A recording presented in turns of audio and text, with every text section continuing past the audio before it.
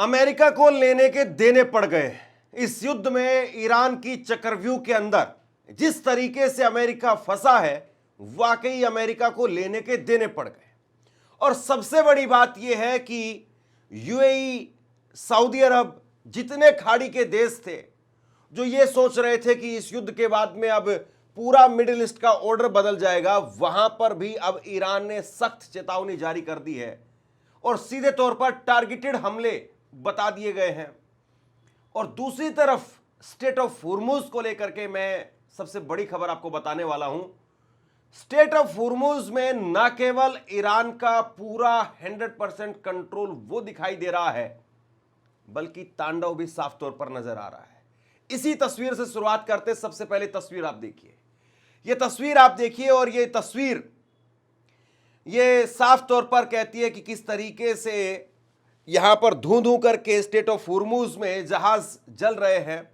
और यह कहा जा रहा है कि स्टेट ऑफ हुर्मुज में जो भी जहाज बिना ईरान की रजामंदी के आगे बढ़ेगा, उसको इसी तरीके से धू धू करके जला दिया जाएगा। वैसे भी अगर कोई ऑयल शिप होता है, ऑयल कंटेनर होता है, उसको जलाना कोई मुश्किल काम नहीं है। एक छोटा सा ड्रोन भी अगर जाकर के हिट करेगा तो उसके बाद में पूरा कंटेनर, पूरा शिप जल करके राख हो जाएगा।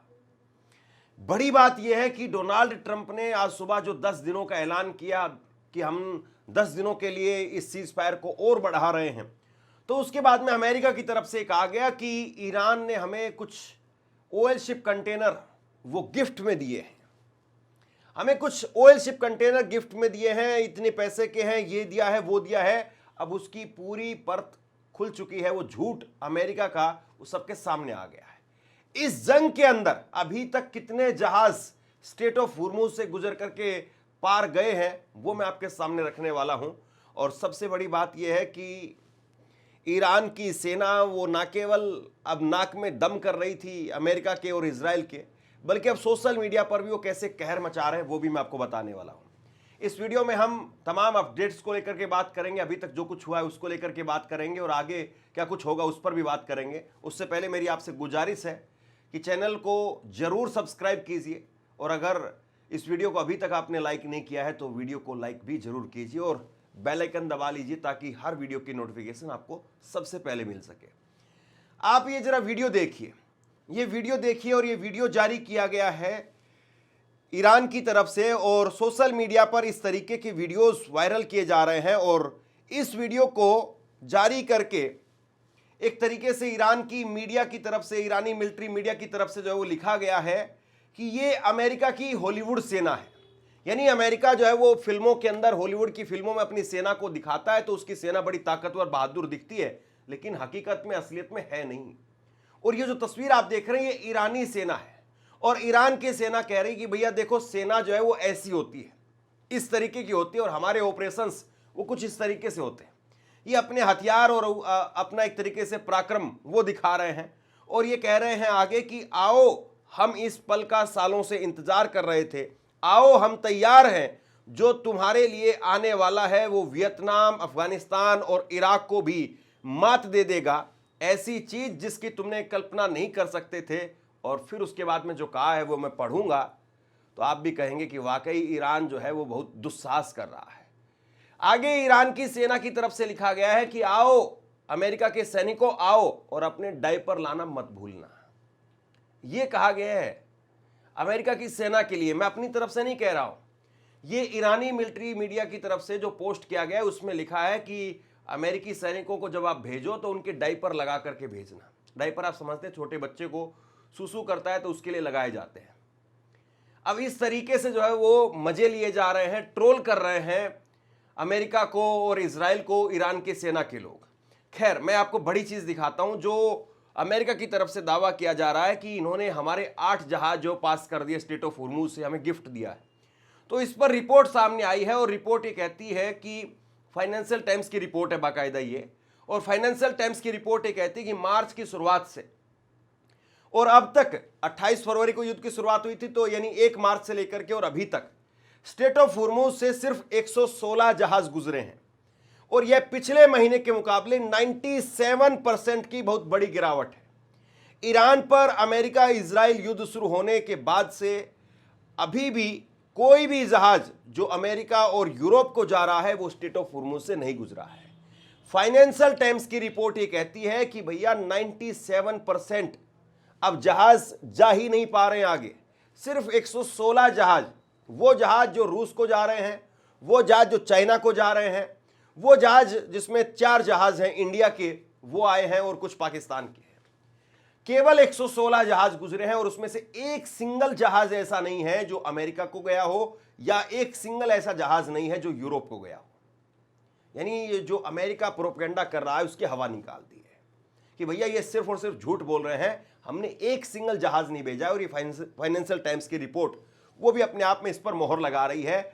और बाकी अभी भी स्ट्रेट ऑफ हुर्मुज के अंदर जहाज़ों का एक तरीके से आप यूं कहिए कि पूरा समुद्र जो है वो पैक है, यानी जाम लगा हुआ है वहां पर।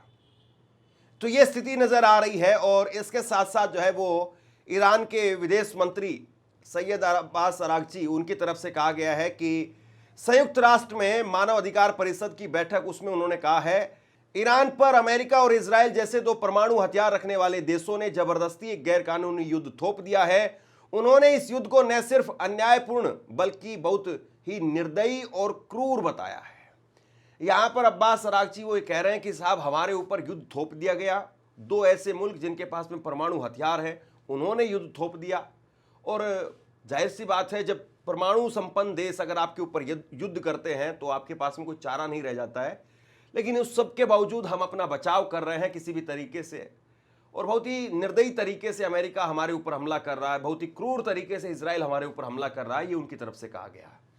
अब यानी एक तरीके से वो साफ कर रहे हैं कि भाई हम इस युद्ध में हमला इसलिए कर रहे हैं क्योंकि हमारे ऊपर इतना बड़ा हमला किया गया है। अब इसके बाद में देखिए IRGC की तरफ से जो अमेरिका ने कहा कि हमें 8 जहाज सौंपे गए हैं ईरान ने, उस पर IRGC ने जो वो कहा है कि होर्मुज स्ट्रेट पार करने की कोशिश करने वाले किसी भी अमेरिकी, इजरायली या उनसे जुड़े हुए जहाजों को सख्त जवाब मिलेगा।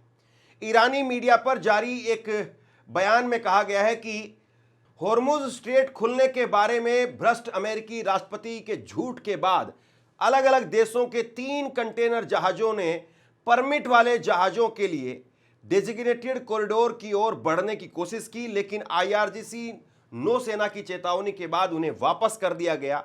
IRGC ने कहा कि इजरायली अमेरिकी दुश्मनों के सहयोगियों और उनके समर्थकों से पोर्ट से किसी भी गलियारे के जरिए या किसी भी डेजिग्नेशन के जरिए जहाजों की आवाजाही पर मनाही है। यानी IRGC की तरफ से साफ कर दिया गया है कि भैया एक सिंगल जहाज हम आगे नहीं जाने देंगे। दूसरी बात वो ये कह रहे हैं कि 3 जहाज उन्होंने कोशिश की थी, लेकिन हमारी नौसेना ने उनको वापस भगा दिया। उनको कहा कि अगर आगे जाओगे तो मारे जाओगे, अगर बचना है तो वापस चले जाओ।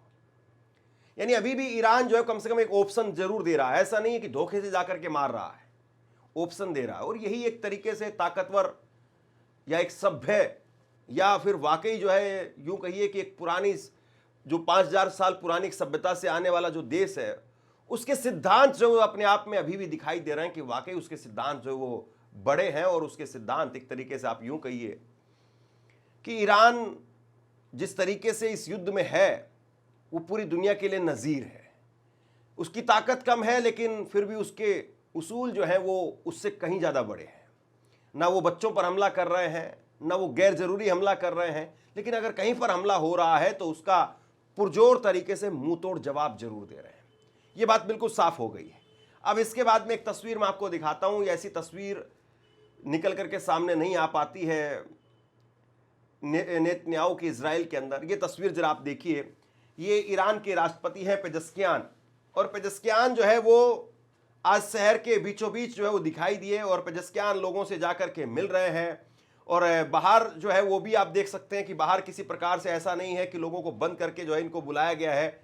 और पेजेश्कियान यहाँ पर लोगों के बीच में है, लोगों से हाथ मिला रहे हैं, और जो अलग अलग स्टोर्स हैं उसमें जा कर के सामान, खाने पीने का सामान, जो रसद सामग्री है वो है या नहीं है, लोग खरीदारी करते हुए नज़र आ रहे हैं और उनसे हाथ मिलाते हुए नज़र आ रहे हैं पेजेश्कियान। और उसके साथ साथ जो है वो फिर काउंटर में आकर के पूछते हैं कि कहीं किसी चीज़ की कमी तो नहीं है। और ये एक तरीके से आप यूँ कहिए कि ईरान की एक बहुत बड़ी जीत है कि ईरान इस युद्ध में इस तरीके से जवाब दे रहा है। ज़मीन पर उतर करके भी पेजेश्कियान जो है जवाब देते हुए दिखाई दे रहे हैं। अब इसके बाद में एक तस्वीर मैं आपको और दिखाता हूँ। एक तस्वीर ज़रा ये देखिए आप, ये कुवैत का एक पोर्ट है जिस पर मिसाइल और ड्रोन के हमले से धुआं उठता हुआ दिखाई दे रहा है। कुवैत के पोर्ट से जो है वो ये तस्वीरें निकल करके सामने आ रही है और इस तरह की तस्वीर निश्चित तौर पर कुवैत के लिए या खाड़ी के देशों के लिए एक बहुत बड़ा झटका है कि किस तरीके से अगर आप आगे बढ़ेंगे, अमेरिका के साथ जाएंगे, अमेरिका को जब तक सपोर्ट देंगे तब तक आपका यही हाल होगा। इसके बाद में एक और बड़ी अपडेट मैं आपको देता हूं। बहुत सारी अपडेट्स निकल करके सामने आ रही, मैं चाहता हूं कि ज़्यादा अपडेट आपको दूं। एक अपडेट आप और देखिए और इसमें कहा गया है इस रिपोर्ट के अंदर कि रूसी तेल की खरीद पर जिस ट्रंप ने भारत पर टैरिफ लगाया था, उसी तेल की बिक्री को ईरान वॉर ने प्रतिबंधों की सूची से बाहर कर दिया है और अब रूस तेल बेच करके गाड़ी कमाई कर रहा है। इस आमदनी से रूस यूक्रेन के खिलाफ अपनी लड़ाई लड़ेगा। यानी कुल मिलाकर के अमेरिका जो चाह रहा था वो हो नहीं रहा है, बल्कि ठीक उसके उलट हो रहा है। रूस की आपने कमर तोड़ने की कोशिश की, भारत को आपने झुकाने की कोशिश की। आपको ना चाहते हुए रूस को कहना पड़ा कि साहब तेल बेचिए, आपको ना चाहते हुए भारत को कहना पड़ा कि आप तेल खरीद लीजिए। और इस बीच में कुल मिलाकर के तेल अगर किसी का निकल रहा है तो वो अमेरिका है।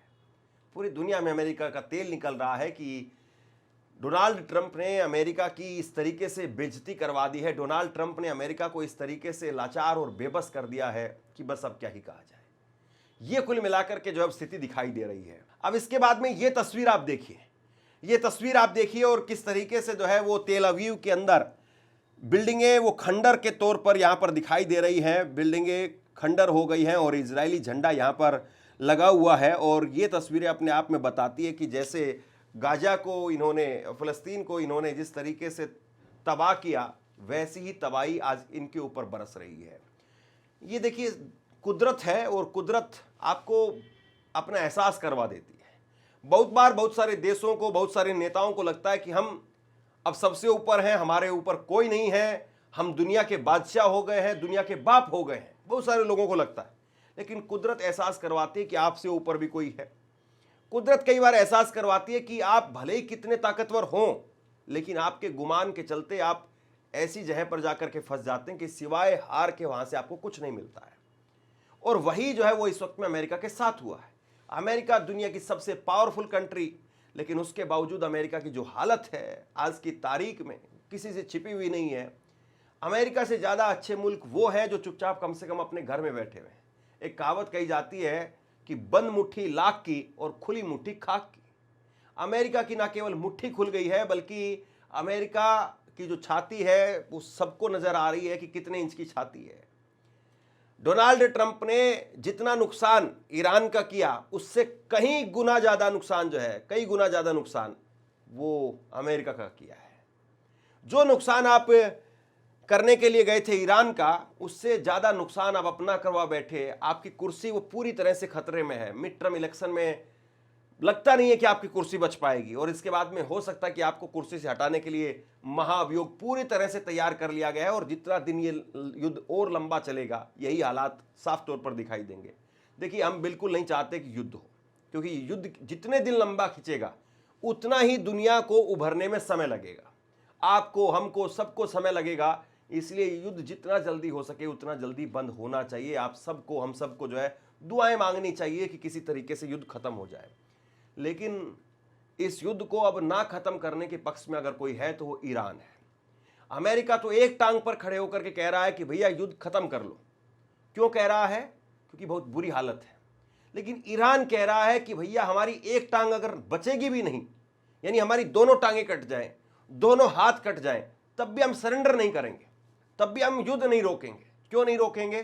क्योंकि अगर हमने ये युद्ध रोक दिया तो अमेरिका फिर से पलटवार करेगा, तैयारी के साथ फिर पलटवार करेगा और जितने लोग अभी हमारे मरे हैं, इससे कई गुना ज़्यादा लोग फिर मरेंगे।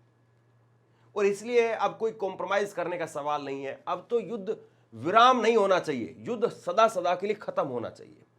युद्ध विराम, शॉर्ट टर्म के लिए युद्ध विराम होना यानी अगले युद्ध को नोता देना है। और अगर पूर्ण रूप से अगर युद्ध बंद होता है तो इसका मतलब यह है कि फिर कम से कम कई दशकों के लिए ईरान वो शांति के साथ में अपनी तरक्की पर, अपनी खुशहाली पर, अपने लोगों पर ध्यान दे सकेगा।